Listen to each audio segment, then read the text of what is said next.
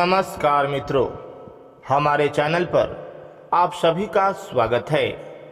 मित्रों, आज हम आपको एक गरीब किसान की कहानी सुनाने वाले हैं। दोस्तों, एक किसान था, खेतों में बहुत मेहनत करता था और अपने बैलों के साथ बहुत खटता था। दोस्तों, किसान थोड़ी सी सब्जी की खेती करता था और थोड़े थोड़े धान गेहूं की खेती करता था। किसान इतना मेहनत करता था कि उसके मेहनत के बदौलत उसके बाल बच्चे परिवार सुखी से जीवन जीते थे। किसान सोच रहा था कि मैं इस बार धान की खेती बहुत बढ़िया से करूंगा, और उसने किया भी। किसान ने धान बोया और धान इतना हुआ कि वह बहुत खुशहाल हो गया और उसका घर भर गया।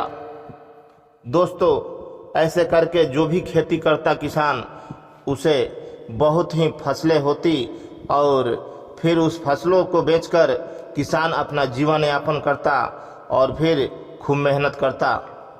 दोस्तों, ऐसे करके एक समय की बात है कि सावन का महीना आ गया था और उस सावन के महीने में बहुत से कमरिया कांवर लेकर भगवान भोलेनाथ को जल अभिषेक करने के लिए जा रहे थे। जल अभिषेक सावन में भगवान भोलेनाथ को करने से पुण्य की प्राप्ति होती है और हमारा सारा दुख कष्ट नष्ट हो जाता है। दोस्तों, किसान ने सोचा कि कंवरिया हम भी क्यों नहीं बने। इतने दिनों से मेहनत मजदूरी तो कर ही रहा हूँ, लेकिन आज तक भगवान भोलेनाथ के दर्शन का नसीब नहीं हुआ और मन की बात मन में ही रह गया। दोस्तों, यह बात सोचकर किसान ने सोचा कि मैं भी कांवर लेकर भगवान भोलेनाथ के पास जाऊंगा। उसने अपने पत्नी के पास गया और जाकर बोला कि मैं कांवर लेकर देवघर जाना चाहता हूँ, क्या तुम भी मेरे साथ चलोगी?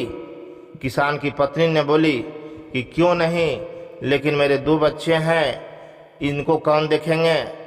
किसान बोले कि इन बच्चों को माँ से बोल देते हैं, माँ देखेगी और हम लोग देवघर चलेंगे।